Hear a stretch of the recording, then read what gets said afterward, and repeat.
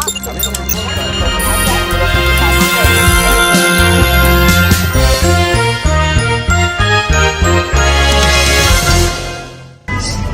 4 દિવસ પહેલા જ બોર્ડનું પરિણામ આવ્યું છે અને આ બોર્ડના પરિણામની ગંભીરતાને જોઈને અમને એવું થયું કે આને જોઈએ તો ખરા પ્રશ્ન શું છે.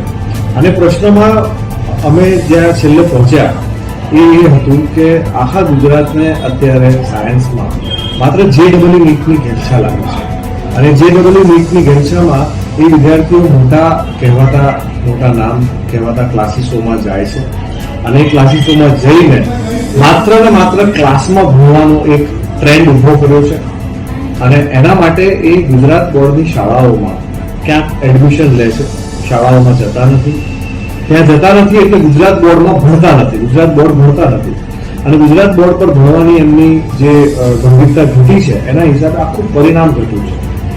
આ આપણી શિક્ષણ નીતિ ઉપર, આ આપણા ગુજરાતના શિક્ષણ ઉપર એક ખૂબ મોટો પ્રહાર હોય એવું મને દેખાઈ રહ્યું છે. એને રોકવો, એને અટકાવવો ખૂબ જરૂરી બાબત બની ગઈ છે. એટલા માટે આ કાગળ લખવો પડે છે.